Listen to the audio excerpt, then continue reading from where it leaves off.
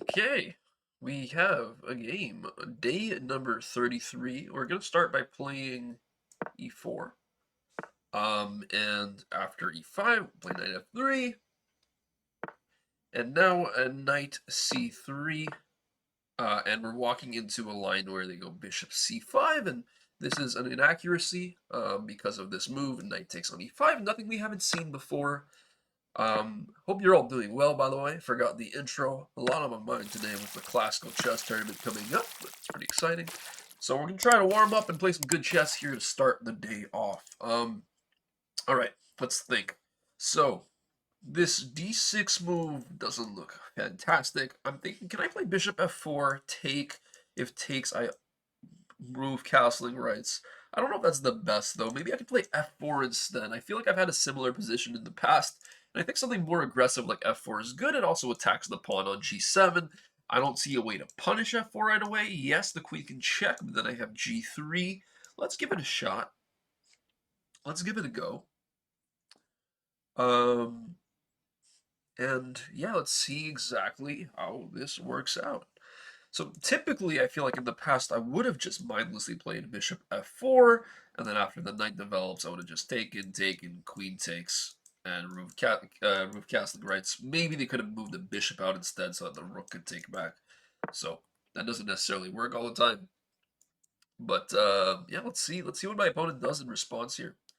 Okay, this doesn't work. Does it work? Hold on, I have bishop check, right? So the problem is if I play queen check first, they can block with the bishop, and then I'm forced to do something. Um, by playing bishop check first and they block with the bishop now, then I can take. The knight can take back, though, but then I have queen takes pawn, so it looks pretty good. Let's go bishop check. I don't see a way to stop this immediately. Maybe they can bring the knight back, but I don't mind that at all. Let's play this move. I also, if the knight goes back, I can just take and then win this pawn, which is our idea in the first place. And yeah, the reason behind not playing queen check first was that after bishop blocks. So now, after the bishop blocks... Oh, what if queen takes, though? What if queen takes? Can I just take this pawn? I think I can. Queen takes pawn, bishop takes, knight's defending. I think I can take the pawn. There's no check. Yeah, let's take the pawn. I don't see a problem with that. Okay, I gotta think. There's so much hanging, by the way. This knight's hanging. These bishops are staring at each other. This queen's looking at this pawn. Bishop takes, knight takes back, and then I lose my... Well, I don't lose my advantage, but queen takes pawn. It's not as great, though. Bishop takes right away is what I said. What if just queen takes pawn? Queen takes pawn? What's black's response here? I don't know. This knight's hanging. You probably protect it. Because if bishop takes, I can just take first with check and then win the pawn, bishop back. I don't see anything. I'm going to take the pawn. Perhaps I am blind, though. That is not out of the question at all. I just noticed that after queen check, if I block with the pawn, then they have knight here. A little annoying. So maybe after queen check, I actually just move my king out of the way instead. Although then I drop this. No, I don't drop this pawn. This bishop's protecting it. And there's no checks afterwards. Okay. No, I don't think this works because I can just take the knight. I can even take with the pawn, which I might do instead, actually. I can also just take, right? And there's so much that's winning here. Do I take... I'll take with the pawn. Actually, no, I'll remove the queens off the board. So I'm thinking if I take with the pawn, then they have like a check here, and they can, you know, still keep the queens on the board. Might be a little annoying. I'll just take, knight takes back, pawn takes, bishop takes, knight takes. I'm just up a piece. Let's do this. And yeah, this is why, you know, the four-knight Scotch can be a little annoying at this rating. If you don't know the theory, if you wait, no, this was not the four-knight Scotch. Sorry, I'm making up my stuff. I've been playing too many four-knights games. Let's see exactly how this one played out in the analysis, folks. Okay, time to analyze the game. Let's see exactly how this one played out. We got e4, e5, knight f3, knight c6. knight c3, the 3 knights game, preparing for the 4 knights game. But if you play this move, bishop c5, what black walks into is a knight takes on e5.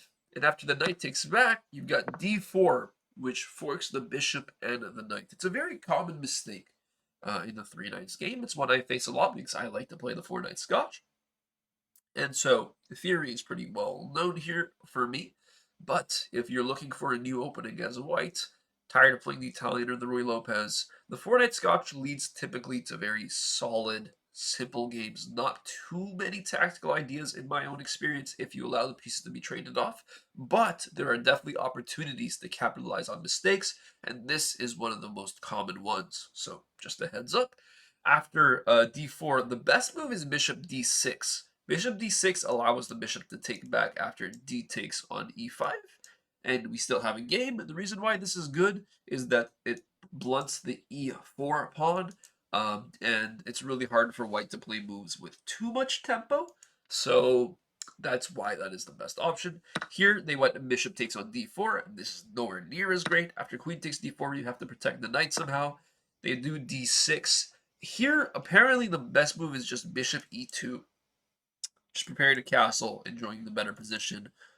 Bishop f4, which is what I like to play typically, is apparently just as good, plus 1.5. Instead, I played f4, and I thought about this right after the game, and I realized why this is a mistake.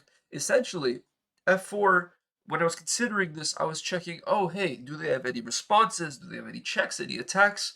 And I ruled out queen h4 check because I thought I could play g3.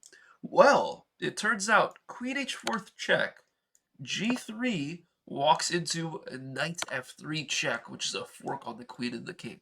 Now, this isn't as bad as it looks. After the king goes to f2, the knight takes the queen. You can actually take back their queen, but it's not great because now they win a pawn. Their knight is not blocked. It's not trapped.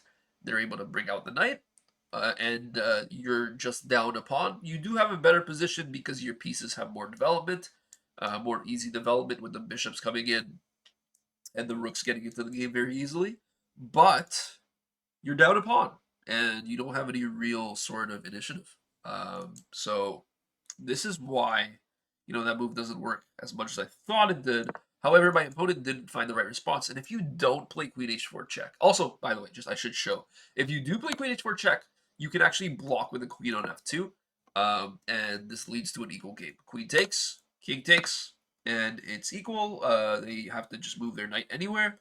So, I don't know, knight g4, for example, and you move your king out of the way, and now it's equal. White's slightly better. So if you ever do want to play this line, hoping for what happened in my game, but they play queen h4 check, well, now you know. Just play queen f2 and trade off the queens.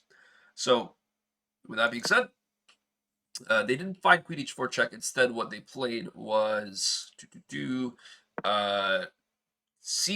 c5 is a mistake. I'm glad I calculated this well. If queen a4 check, which is the first thing I considered, and then bishop d7, it's a little annoying because now you have to move your queen out of the way to, I don't know, any square, let's say like a3, for example, and now they can free up their knight, right? They just move their knight away, and they're chilling. Although this is bad, but I digress. We're not going to walk too much into hypothetical lines here. So I played bishop c5 check instead.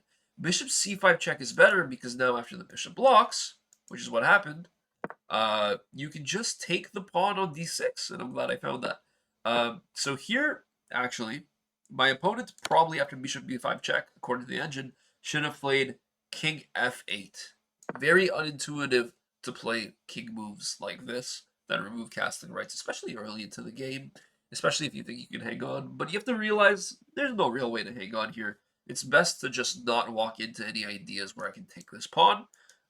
So now I have to move my queen out of the way. At least you gain some tempo back by, having this attack on my queen available now. But my opponent doesn't find that. Instead, they block with the bishop. And here I can take the pawn. If bishop takes back, you have a plethora of options. Bishop takes back, you can take the knight with check. You can immediately take right away because your knight's defending your queen. There's just so much you were able to do. And my opponent tries to go for queen e7, but here you can just simply take the knight with the pawn, which is the first thing I considered. But I also decided, hey, why not just trade the queens? There's no real counterplay here. And after I take the knight on e5, I'm just completely winning because I am up 4 points of material for no compensation for black. Here, maybe they were hoping that I would play bishop takes. If I played bishop takes, this would be a mistake. Because after knight takes back, at least it's almost equal material. But that did not happen. We don't make those mistakes anymore. We are now 17-25 again, which is fantastic. And hopefully we'll keep pushing forward. If you like the video, please do let me know in the comments. Please give it a like. And don't forget to subscribe to the channel. I'm uploading videos every single day until I hit 2,000. Would love to have you along with me for the journey, for the ride. I have a classical tournament this weekend, so over the next 4 days, Friday, Saturday, Sunday, Monday, over the next 4 days, I'm playing a classical tournament in Nagoya, Japan. It's also why I'm in a new hotel almost every other day. It's because we're traveling across Japan. I've been to Tokyo, Kyoto, Osaka, and Hiroshima now when it comes to the hotel situation, and now I am in Nagoya, where I'll be for the next 4 days. So I'm treating these games as warm up in the morning, playing them typically around 6, 7 a.m. So forgive me if I'm a little tired, but it's nice to have a win here. Hopefully we can keep the streak going, and I'll see you all in the next video. So take care of yourselves. Goodbye.